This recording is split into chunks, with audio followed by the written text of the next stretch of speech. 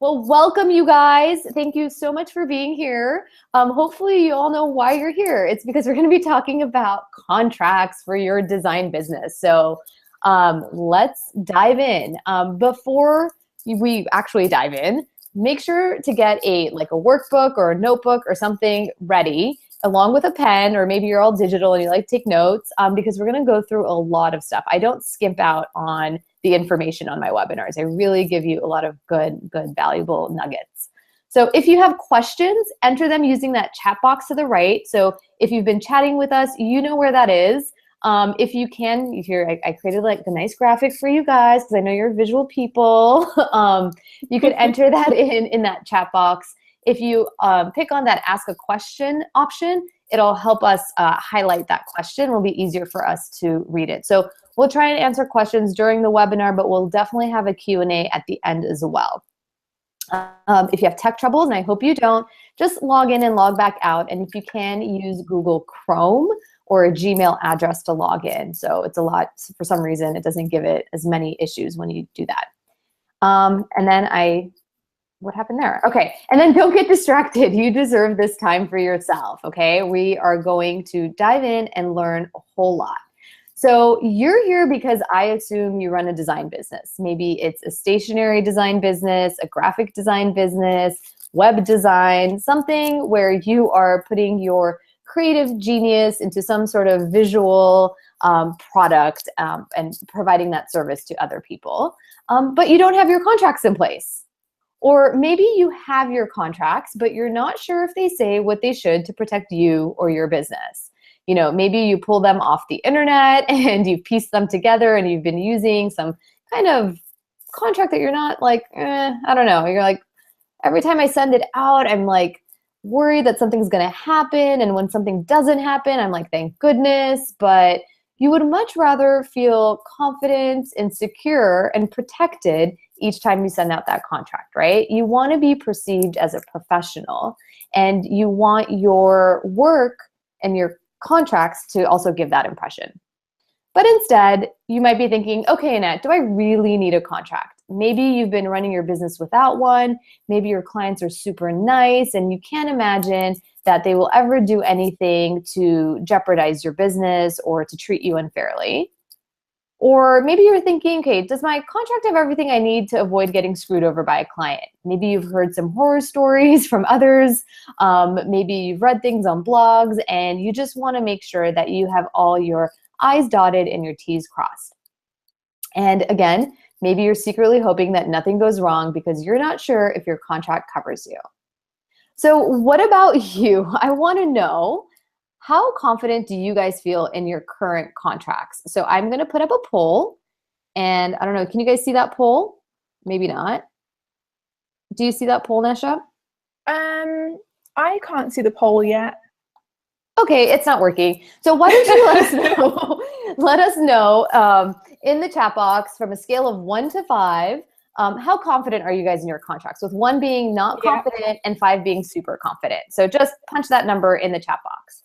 So while you guys are doing that, I'm just going to take a second and we're just going to introduce ourselves. So if you don't know me, my name is Annette Stepanian and I'm a lawyer for entrepreneurs. And I basically work with you guys to help develop a legal foundation for your business. And that means really getting all those things in order so that you can confidently start and grow your business.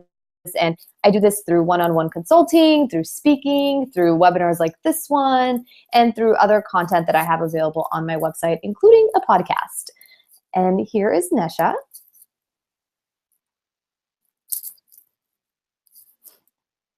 Nesha, can you hear me? Oh, can you hear me? Yeah. Okay, awesome.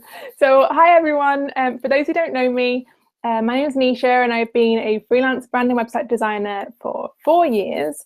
And this year I've decided to go more into teaching other designers how to create profitable, sustainable businesses that allow them to live the life they dream of. So I do that through workshops, articles, ebooks, and courses.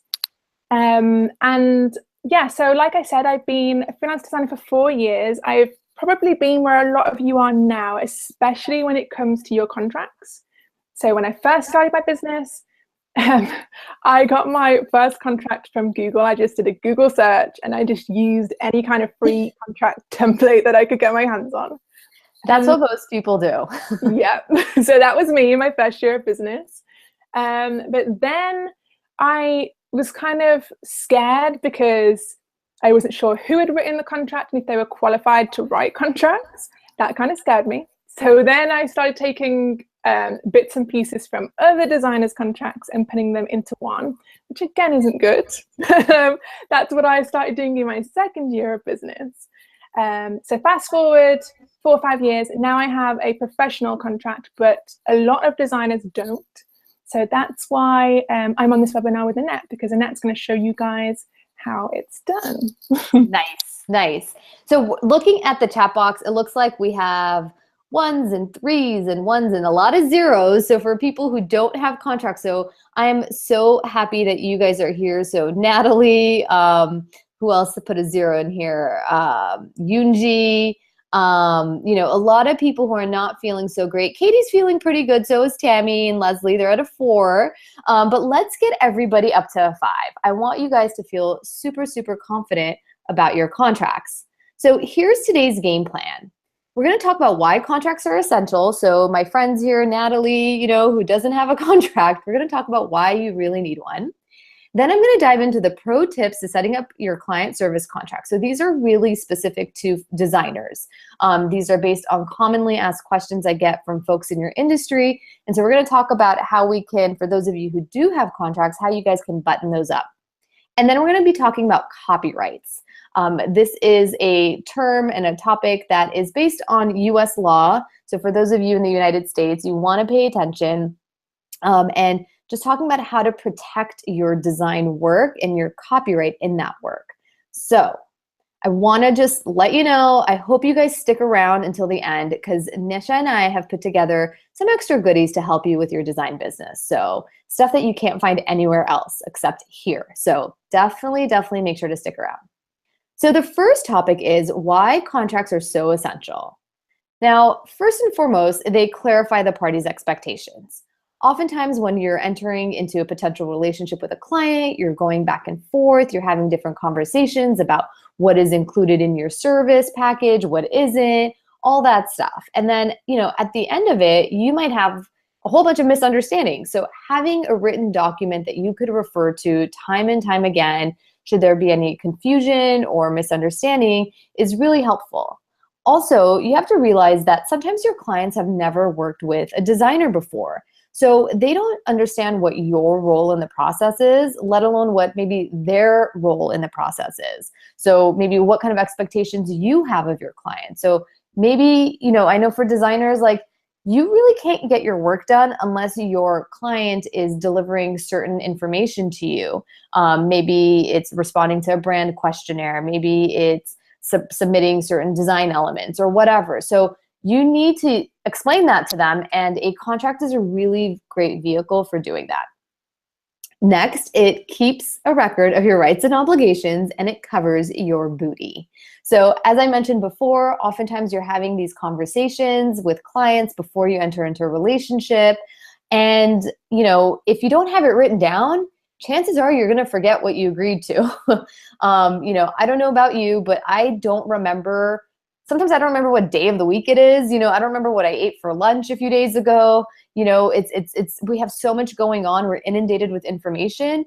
It's really easy and common for you to forget what you might have agreed to. And so in the event that there's some sort of misunderstanding or confusion later on down the road, like I mentioned before, it's so nice to be able to say, well, let's look at the contract. And then you just pull up the contract and you can read it and then hopefully resolve whatever misunderstanding you might be having with a client. Next, it may support your case in court. Now, it's been my experience that if you are standing before a judge and you're in a contract dispute, a judge really wants to see a written contract. In the United States, oral contracts can be valid under certain circumstances. However, when you're standing in front of that judge, they are really reluctant to rule from like a he said, she said type of thing. They really want to look at a written document. So should you ever find yourself in court, having that written document to present to the judge is going to be helpful. And finally, it communicates that you're a professional. So the reality is you're running a business, okay? And I bet you guys want to take your business seriously and you want your clients to take you seriously. And when you hand over a contract, it really lets that person know, that potential client know that, hey, I take my business seriously. And by the way, here's a contract that evidences that.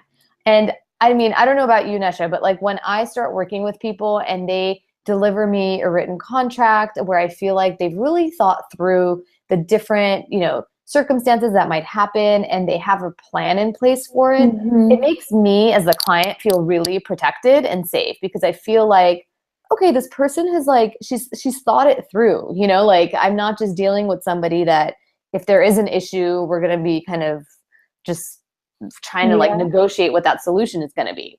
Oh, absolutely. If I work with anybody else, if they've got a contract in place, it just makes me feel so much more secure, and it really makes me see them as a professional instead of just an amateur that's new at business. When people don't have contracts in place, that's just generally where my mind goes into thinking that they're an amateur.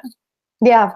And then what if that person falls off the face of the earth? You have nothing nothing tangible to then pursue and either get your money back or, you know what I mean? Or get the files or whatever it is. And so this is kind of like your insurance, that you have this document that you can then pursue, other legal actions if you need to, but hopefully not. But every once in a while, a nut slips through the cracks. So yeah, definitely. Okay. We've all been there. Yeah.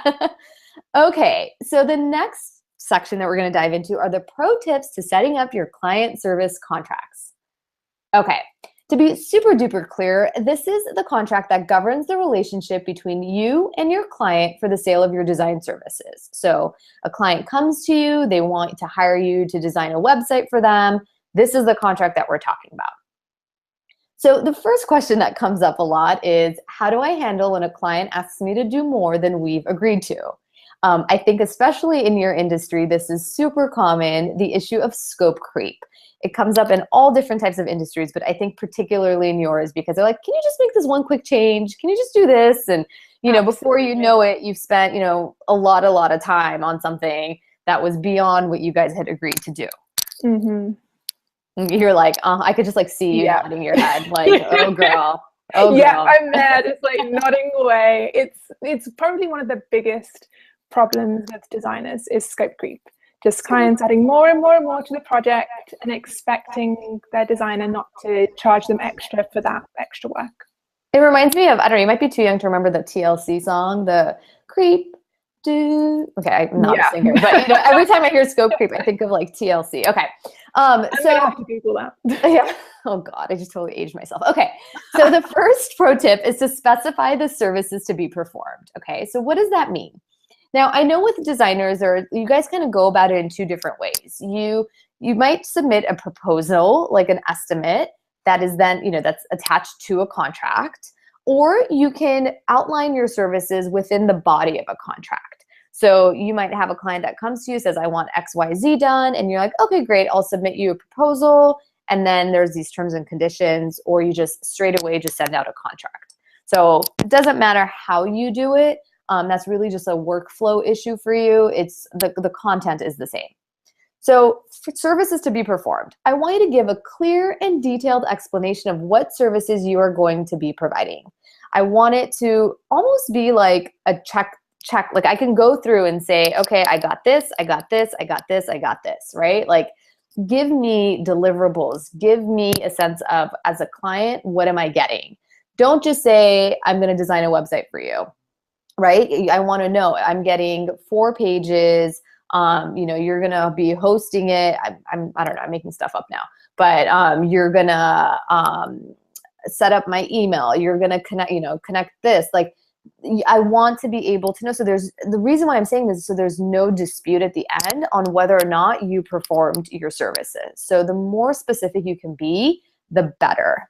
And one way that you could do this is really think through your creative process and break it down by phase. So if, let's say you have a 4-phase process, think through what is it that you're delivering at each phase of that process. Like maybe at first you have like a brand development process where you're going to send a brand development questionnaire, they're going to fill it out, you're going to get on the phone with them, and then maybe you're going to send them a mood board. That's maybe that one phase. And then the next phase, what does that look like? Where maybe you're delivering mock-ups. How many mock-ups am I getting? How many, and we'll talk about this later, is how many rounds of revisions, things like that. You really want to you got to do some homework for yourself and like really be clear. Think about, the due dates, like what does that workflow look like? Are you saying every week, it's a 4-week process, the first week is this, the second week is this, third week this. So once you get that down, then you have a kind of a nice base that you could work with and start putting into your contracts so that as a client, I understand what I'm getting for the money that I'm paying you. You might want to identify what's not included. So again, remember, you have to look at this from your perspective of your potential client. They may have never worked with someone like you before, and they don't know what to expect. So the contract is a vehicle for you to adjust those expectations. So for instance, let's say you are a web designer and hosting fees for some reason are really expensive for you, and for some reason clients always expect that you're going to be, the cost includes that and it doesn't, then put that in there. Or maybe support, after you've launched that website. If or that's another not, thing, yeah, sorry. go ahead. No, go ahead. We're having a conversation here, so go for it. Another thing that that a lot of designers that I talk to have a problem with in this area is that sometimes clients expect you to write the copy for the client's website, but you're not a copywriter, you're there to design the website. So it's important to, like Annette said, to include what's not included in your package. So if you aren't going to be writing the copy for the website, then specify that that's not what you're going to do. And it's the same for photography. If you're not going to be taking the photos or finding stock photos for the website, then you need to specify in your contract that those aren't your responsibilities. Yeah, and oftentimes people will be like, well, how specific should I be? I say give it your best try. And then as your business evolves, your contract is going to evolve with you. So you're going to learn these lessons, either by talking to other people like Nesha who's experienced, or other graphic designers or web designers, whatnot. But then you're going to learn from your own experience as well, where you're like, wow, it seemed like my clients were expecting, there was this misunderstanding here. So I'm going to revise it so that moving forward with future clients, I don't have this. So this isn't a set it and forget it type of thing. But you bring a really good point about that issue. And I've definitely seen that in contracts as well, because again, your client has no idea and they're looking to you as the expert to almost educate them. Okay. So another great way to so what we've done is we've been really specific about what we're going to be performing under this contract. And then what I like to do is include a section in my contracts that say additional services. So to the extent that a client comes to me and requests something that falls outside the scope of services that are identified in that contract, those are going to be considered an additional service and they require an additional fee. Okay, so this is a nice catch-all that you could include so that if a client does come to you with, all of a sudden something different or an additional thing that wasn't something that you'd anticipated in the contract, you could point to this and say, awesome, I'm totally happy to do it. However, that's an additional service and it requires this additional fee. So hopefully this all makes sense. Okay, the next pro tip is to set out your payment terms. Now, as designers, you guys could do this in so many different ways. You can have hourly fees, you could have flat fees. So you charge a flat price for a project. So you have a logo design is $500, right? And that might be broken up in different ways. You might kind of take a deposit or like a first payment, and then you take the remainder of the payment before you actually deliver the work. Or maybe you have some sort of hybrid. So maybe you do certain jobs at flat fees up to certain hours, and then anything above and beyond that, you charge an hourly fee. So the question here that comes up is, although I receive a non-refundable payment from my client, there is a gap until the final payment is received. So what if a client wants to cancel mid-project and I run the risk of not getting paid for work that I've done? So totally valid concern. So unless you're taking all your money up front, which might be something that you consider, you're always going to run this risk. So again, so another approach is you charge that non-refundable payment upon signing of the contract, and then you stagger your payments to correspond with project milestones or periodic payments. So again, like I said before, let's say you break down your process into 4 phases. What you can do is just let the client know that there's going to be 4 payments due. So at the beginning or end of each project phase, they owe you payment. So our goal really here is to never have you be doing work or a lot of work without getting paid for it. So you want to do work, get paid, ideally get paid for it, do the work, get paid for it, do the work, get paid for it, do the work, or at least minimize that time between which you're doing the work and getting paid. And then you might want to let people know, look, if I'm not getting paid, I'm not going to be doing the work. So services will be suspended until payment is received. So think about, and with payment, are there any additional expenses you want the client to pay for? You might capture all of these costs already in your fees, but maybe it's not. Maybe these are kind of unusual things that might come up on a client-by-client basis. So let's say stock content, you want to buy those photos for your website or for the brochure or whatever you're developing. Icons, fonts, photography, shipping, printing and laminating, website hosting. Sorry, you had something to say? Oh, no, I was just going to say, I think that's a really good one, that first point, fonts for designers, deciding whether you're the one that's going to keep the license for the fonts, or whether the client has to pay for the fonts, like deciding how that works, that should be sorted and put right in your contract so that your client really clearly understands how the whole font licensing thing works, because so many complications can come around something as small as fonts when you're halfway through a design project, and that's just not what you want halfway through. Yeah. So Matilda says she does 50%, 25%, 25% milestones. That's awesome.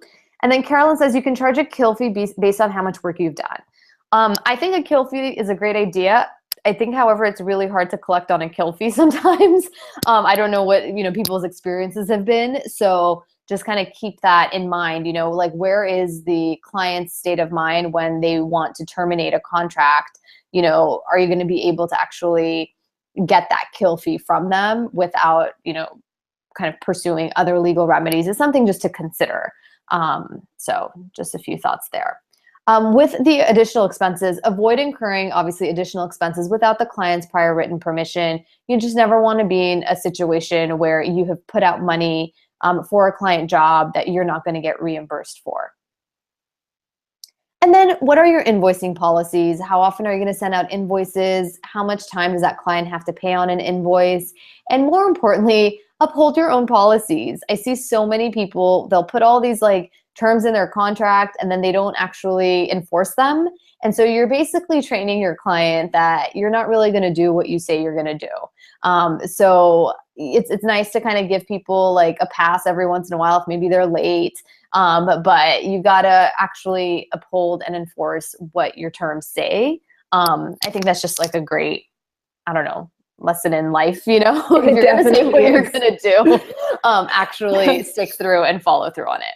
Absolutely. And I would say as well, just dead quickly on the point of payment terms, to not just include them in your contract. Obviously, they definitely have to be in the contract, but also make sure that you include them in things like your welcome packets and at the bottom of invoices, just so that your clients definitely understand how payment is going to work, because sometimes you will get that client that kind of skims through the contract and doesn't read it as thoroughly as they should. Yeah, that's a really good point. That is a really good point. The idea is it's a relationship, and with every relationship you want to communicate. And the more you can convey this, the better off you are, and minimize. You're just adjusting expectations. That's what you're doing here. So the next question is, what do I do if a client keeps asking for revision? So let me know in the chat box how often this happens to you. You do the work according to the instructions that you think the client gave you, and then you send it out, and then they're like, but I want to make this change and I want to do this. And, sometimes they want to do a complete 180. So let me know by typing yes or whatever you want in the chat box and letting me know. I assume this happens a lot. So Monica says always. Yeah, it's a common thing. I think once they see it on paper, then they're like, huh, yeah, that maybe wasn't what I was really trying to do. Like, let's change it this way. So Absolutely. Oh, okay. My next pro tip is to anticipate revisions, okay? We know that clients are gonna change their minds, so we need to be ready for it, right? That's so much about what contracts are. It's like, where are those potential landmines or pitfalls or things that kind of create problems? So, and then let's identify those and let's have a plan in place, okay? So with revisions, we talked about this a little bit before. I want you to be clear, like, how many rounds of revisions, if any, are included in the fee, okay? If that's part of your process that you're gonna include, let's say 2 rounds of revisions, put that in there so it's very, very clear. And then try, to the extent that you can, identify what constitutes a revision. I know that can be so subjective. Is it every time you have to like open up your Photoshop or your Illustrator? Is that considered a revision? Or is it, if it's something that takes you more than a certain amount of time, it's considered a revision? And maybe, Nesha, you can speak to that as to what you recommend. But really the idea here is we want to identify what revisions are, if they're included, and if they're not, this is a great additional service. Remember that we talked about a few slides back?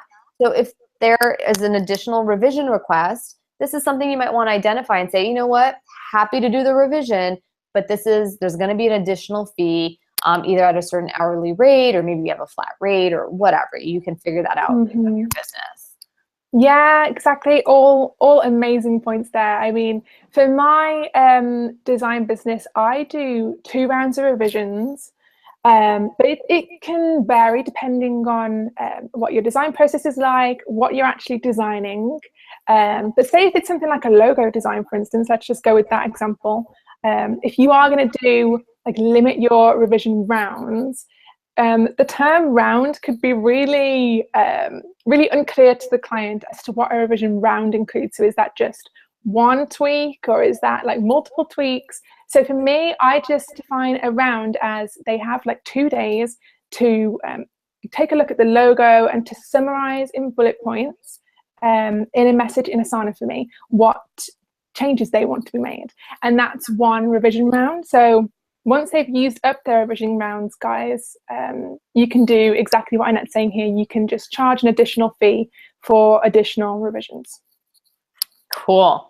Yeah, and I think, again, this comes down to, like, just the more you have experience, the more you realize, like, this is a pain in my butt. Like, I'm not going to keep doing this for free. Like, this is just going out of hand. So how do I put limits on it in a way that works well for me? So another thing, and you kind of, I mean, I guess you kind of do this in Asana, is you might have the client actually submit like kind of a formal change request form, because it formalizes the process, right? So it sounds like, Nesha, you are asking people to kind of put in bullet points in Asana, kind of acknowledging, like, this is a revision, and it's not just this like passing thing that they comment that they make. But if you have something like a more formalized process, like a change request form, you could even put in there like a reminder, you have 2 requests that are included, for example, but anything beyond that's going to be an additional fee. And also to remind them, hey, every time you request a revision, it's going to delay the delivery schedule. So if I promise, I'm going to deliver on Wednesday, well, it might push it back another week because you're making all these revisions. So just a thought there. So, okay.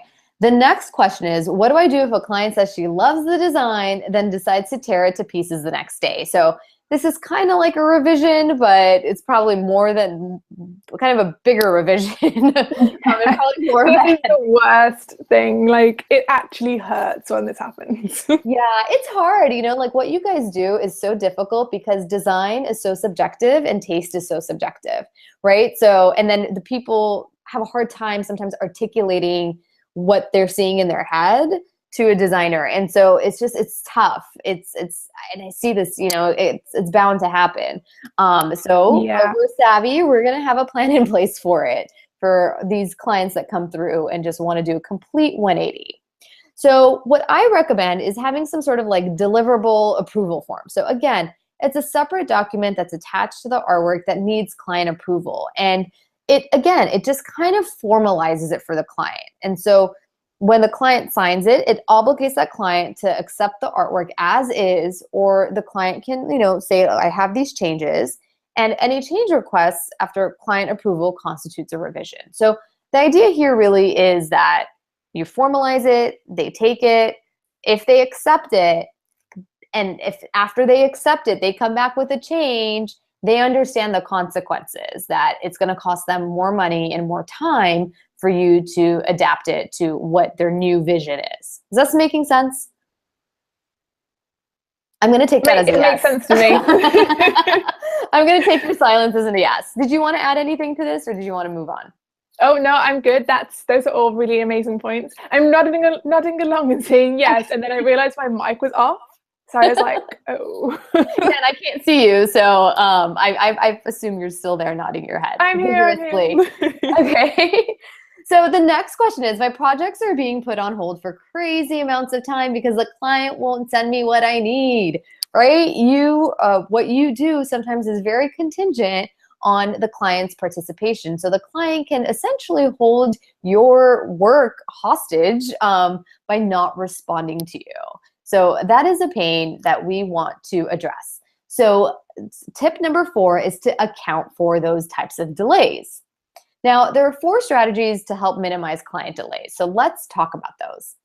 The first is just before you even start working with them, right? You might send out a contract and a client is taking forever to sign your proposal and move on, and to move forward with you. And that can be a real difficult situation for you because you guys are planning your schedule, your work schedule. And if a client is kind of playing around and holding it, hostage, like let's say you've moved on and you have other clients, it's going to delay everything for you if all of a sudden they come back and they're ready to work with you.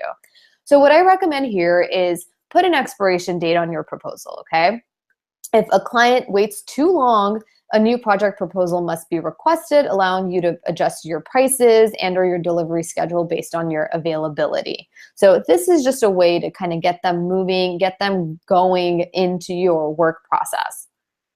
The second one is to identify client responsibilities. So if you expect a client to respond in a timely manner to your requests, let them know in the contract. I like putting a section in my contracts identifying such responsibilities for people because, again, the contract is an opportunity for you to communicate these expectations, much like the welcome packet that Nesha just mentioned. Yeah, I was just about to say, don't just remember, guys, to not just put it in your contract, but if you create something like a welcome packet, or if you get on a Skype call or something with your client at the start of the project, just make sure to run through these kinds of things up front with them before the project starts, so that you don't just rely on the client reading through the contract and remembering everything that's in it. Now, an important point I do want to make is you want to have these things that are really critical in your contract, because if you do go to court, the judge is looking only at your contract, okay? So you can't really, bring in, he or she's not going to put as much weight on the emails you sent or, the welcome packet you sent or things like that. He or she's primarily going to be looking at the contract. So I agree that you should put it in all these other places, but at a minimum, have them in your contract. Okay, the next strategy is automatic acceptance. So I don't know, this might be a little controversial, maybe not, but I think that you can put something in there that says that if you send out work product out to a client for approve and you don't hear from them after a certain number of days, you're going to assume that they've approved it. So I don't know how you feel about this, but I think that gives, and you want to be fair. You can't say you have 24 hours to respond, give them enough time. But I think this is another way that you can minimize those client delays and say, hey, I'm not going to allow you to hold it up in my workflow. If I don't hear from you, that means that we're good and we're going to move on. Yeah, I know a lot of designers that have got this in their contract, and I know it is controversial, but I think it's okay because it kind of pushes the client to realize the importance of making sure their feedback is in on time. Okay, good. So we got your approval. So we'll move on. Okay, so the fourth strategy is failure to respond. So here is basically something where you say, services are suspended when the client fails to respond within a specified period of time. So in contrast to the one before, here you're saying if I don't hear from you by a certain period of time, I'm stopping work and like you're delaying the project, So it's kind of the reverse. So you kind of can think about what works best for you, and how you're going to want to deal with that should a situation like that come up. The key really here, again, is to know these situations come up and you need to have a plan in place. So the next topic is understanding copyrights. Now, I find that a lot of designers kind of don't have an understanding, or like they're kind of confused about what copyrights are. But it's really important for you to understand this as a designer, because you, as a designer, every time you're designing something, you are, in theory, have copyright rights to those designs. And I want you to know what those are and then what that means for you when you're working with a client and how to address those in your contracts. So the first question is, what is a copyright? Now, under United States laws, I know we have some folks here who are international, and I don't know the terms or the laws in other countries, but I would suspect that they have similar laws and concepts in place. Is basically a copyright is a form of protection afforded by the laws of the United States to the authors of published or unpublished original works of authorship. So what does that mean? Basically, anytime you have some sort of creative expression that is fixed to a tangible form, so it's not just an idea that you have in your head, it's a design that you've taken a pen and you've drawn something in your notebook. It's a logo that you have opened up Photoshop, you have designed a logo on your Photoshop, okay? Anytime you create something to that effect, it is protected by copyright laws. And again, just to be really, really clear, it's not just that idea that you have in your head. It's that actual physical manifestation of what it is that you have created. Now, a copyright law also protects certain types of work. So these are the categories of works that can be copyrighted. Literary works, so those are books, those are articles, anything written. Musical works, dramatic works, architectural works like blueprints, pantomimes, choreography, pictures, graphics, that's where you guys come in, sculptures, motion pictures and audiovisual works, and sound recording. So we know that more likely than not, the type of work you're creating is going to fall under this category of work that can be copyrighted. Now, who owns a copyright and what's the big deal? You're like, okay, fine, I own this copyright and this logo, whoop-de-doo. Now, let's first talk about who owns a copyright. So the author of the original work. So for example, you, in your situation, if you design that logo, you are the author of that original work. Chances are that you own that copyright. If it is an employer for a work made for hire. So another person who owns the work is an employer for a work made for hire. This means work prepared by an employee within the scope of employment. So let's say you work for Cosmopolitan magazine and you are in charge of preparing the ad layout or whatever in their magazine. You work in their graphic design department. Well, the employer, so in this situation, Cosmopolitan magazine, is going to own any of that content that you create within the scope of your job with them, okay? So even though you are the one who's physically, going into Photoshop and moving stuff around and laying out things, they are your employer, and so therefore they will own that copyright in that content. Or it's a work made for hire agreement, it's a written one, for specific commissioned work. So oftentimes people throw the term work made for hire around, but it actually means certain specific work. So this could mean that someone else comes and hires you, you have a written agreement, and that work that you're creating has to fall under certain categories of commissioned work. And there's, 12 different categories of things, maps and things like that. So you might want to make a note and kind of see if the type of work you're doing qualifies under work made for hire. But remember, this is a very specific thing and people throw around that term kind of loosely. And so it may not actually qualify work made for hire. So the third person who actually owns a copyright is a person to whom the copyright is legally transferred. So let's say you as a designer create a logo, you are the copyright owner, but you don't care to own the copyright in this logo. You could legally transfer or assign the copyright to your client. Okay, so this is where I kind of want you guys to be thinking about how you want to structure your contracts, because chances are your client might want to actually own the rights to that design. And if so, you want your contract to reflect that. Okay, so what this all means for your design business. That was like a lot of information about copyrights.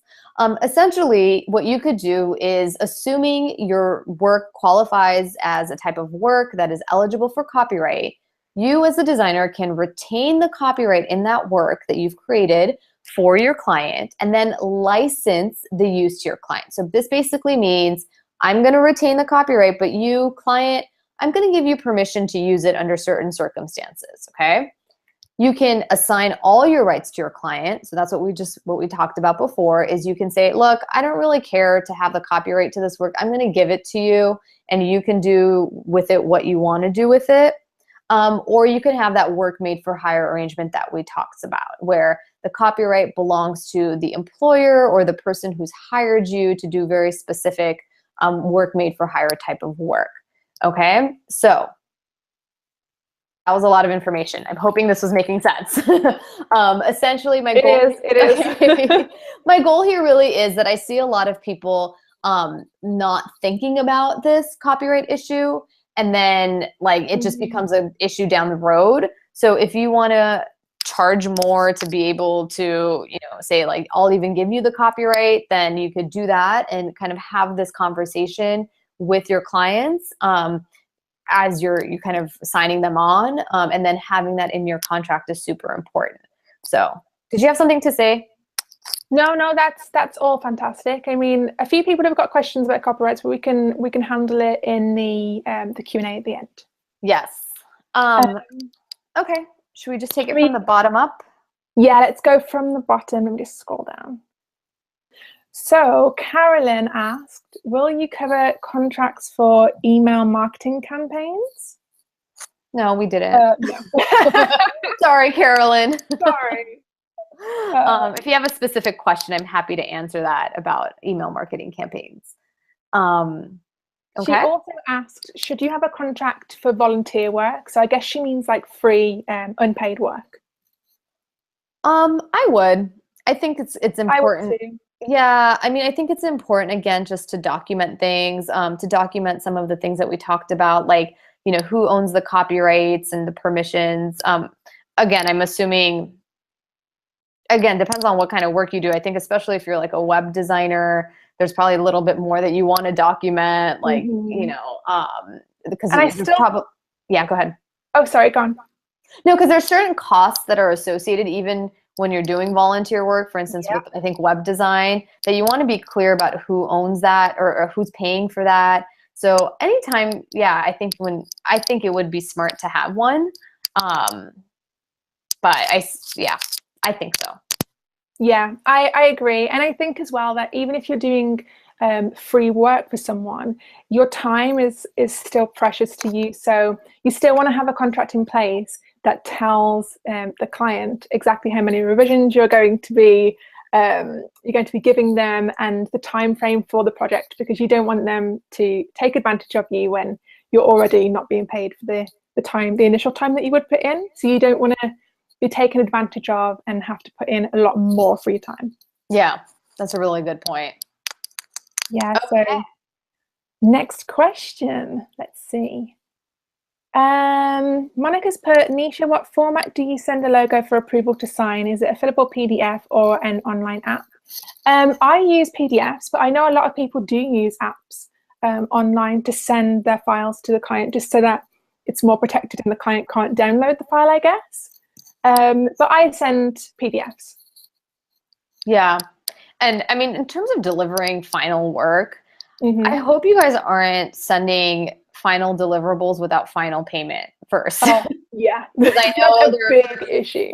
yeah, I think a lot of people do that where they'll send the final raw files or whatever it might be before they've actually received the final payment. So that's something to consider. You know, obviously there are ways that, as you said, that they can preview it without being able to actually like download things and actually start utilizing it. So absolutely. Make sure that you don't send your client like files that are editable or anything like that. Don't send them the final files until you've received your final payment, because you could find that a dishonest client runs away with the files without providing you with the payment for the work.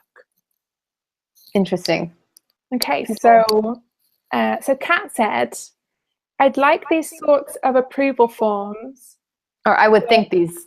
Oh, sorry. I would think these sorts of approval forms would really frighten some clients, and then they would sit on it for ages. Maybe.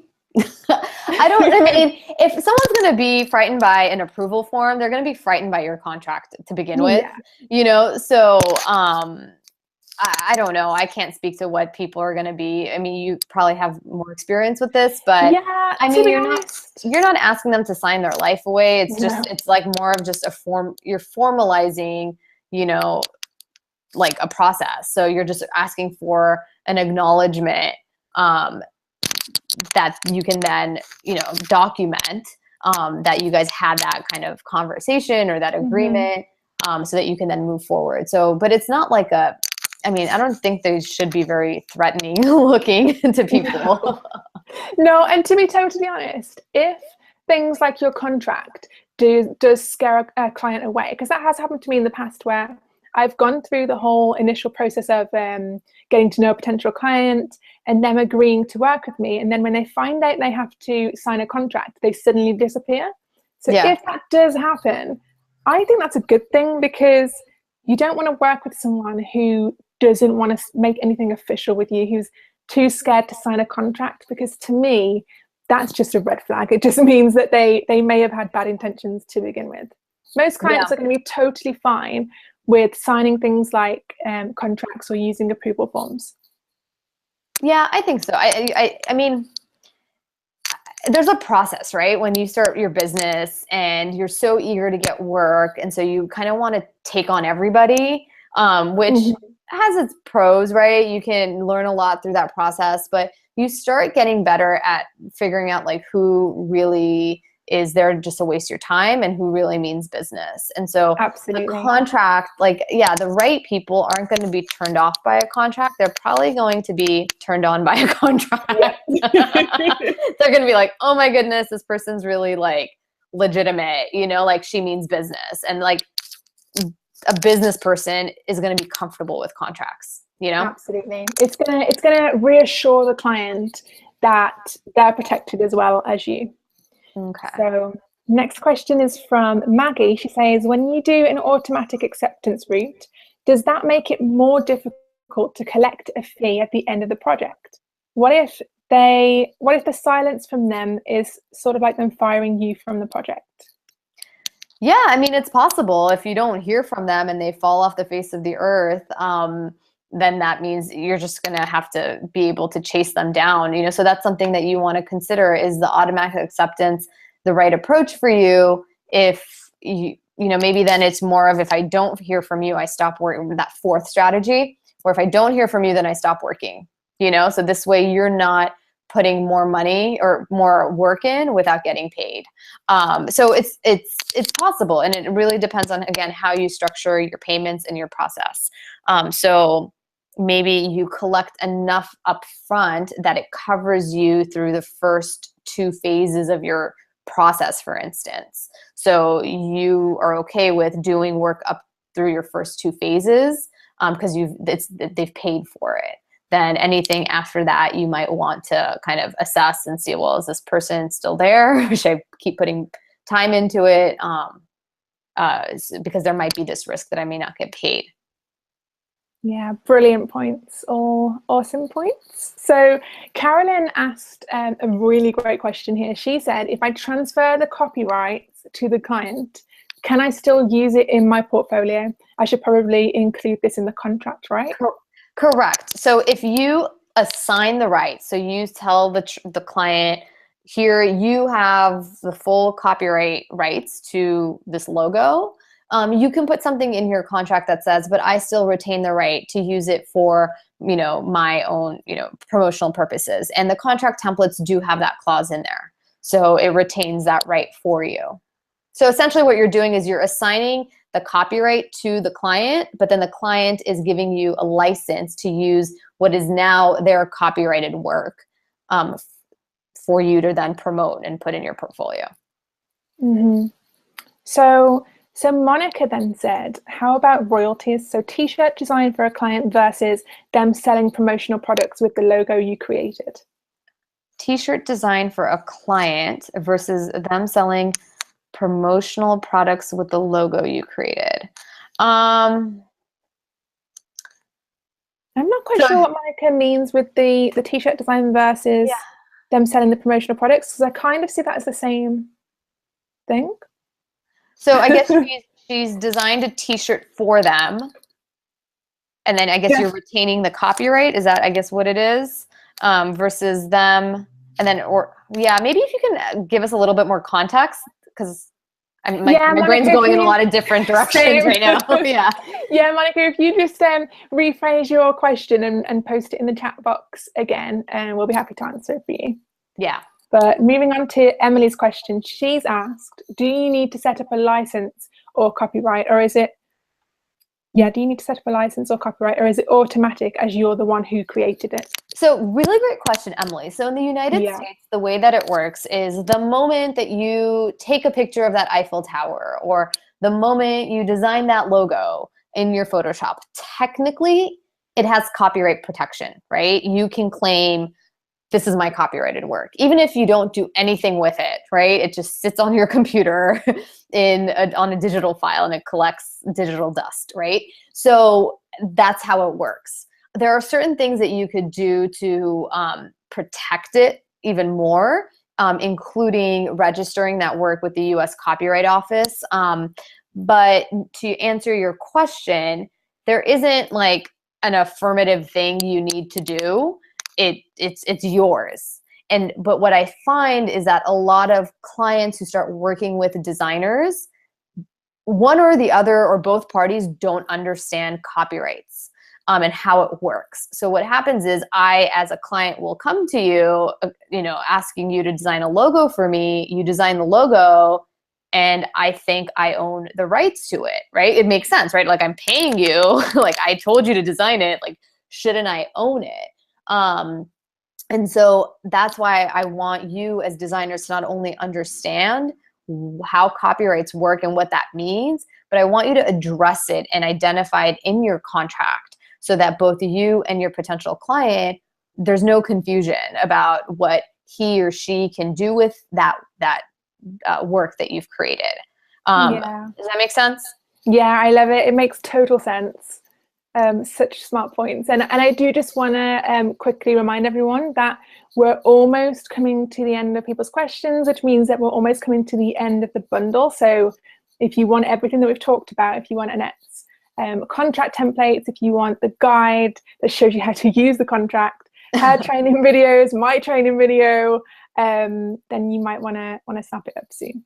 Yeah, and I see some people are jumping in. So I want to give, high five to you guys who are jumping in, taking advantage of the offer and taking advantage of getting that workshop on demand while we're still here and live on the webinar. So virtual high five,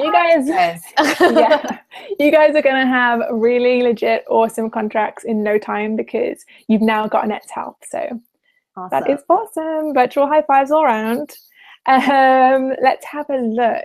Mathilde made a really good point. She said, my frustration is when I've contacted lawyers, I felt like I've been talked down to, and some even bragging about their hourly rates. So she feels like she can never trust them. I have to say your language is really refreshing. And I totally agree with Mathilde here. Like before I'd met Annette, I thought the same thing. I thought that all lawyers were kind of like old and scary and talked in words that I didn't understand. But yeah, the great thing about you, Annette, and your contracts is that they're written in a way that people can understand, and you teach in your training videos in a way that people can understand. Thank you so much. Thanks, you guys. I'm like all blushing over here. No, it's something I'm really passionate about, because I feel like it shouldn't be something that is only a language that only lawyers understand. And I really do feel, you know, at the end of the day, I want you guys to feel very confident in your businesses, and I want you to not feel like you're being taken advantage of. And one big component of that, I mean, it's the reason why I went to law school, was like I wanted to have that understanding so that I didn't feel like people could take advantage of me because I didn't know something or I didn't understand something. And so I'm trying to, through these things, you know, through webinars like this, through the materials I offer, convey that knowledge to you guys so you could feel the same way. So thanks, you guys. Big hug. Yeah. Hug. So I see Claire has a question. It says, how many pages are enclosed in your contract? To be honest, Claire, I don't know the number off the top of my head, and even if I can look it up, but because it's something that's customizable, it's gonna look a lot longer when you first download it. But then once you go in and you tweak it, you're gonna take certain paragraphs out. You're gonna add certain things in. It's gonna adjust the number. And I want to just make a point here with the number of pages of a contract. I understand a lot of people want to keep their contracts short because they are maybe afraid it's going to look very intimidating to a potential client. I get that. However, I don't want you to sacrifice substance for the length of the contract, okay? Size, in this situation, it doesn't matter how long it is and how short it is. It's more of, does it say what it needs to say? And so I would not get caught up on like how many pages so much versus the content. Yeah, so, okay. Absolutely. Don't put too much importance on how many pages are in it. Let's have a look. Alyssa said, hi Alyssa, we spoke yesterday on Skype. She is going into business with her fiance, so she needs to get his response on buying this bundle, but she said, how long is the deal good for? I think that the deal is good for 2 days, but you won't get the fast action bonus that's available to people that only buy on the live webinar. So I think it goes, it's available until Friday at 8 PST, so Pacific Standard Time. So good. Yeah.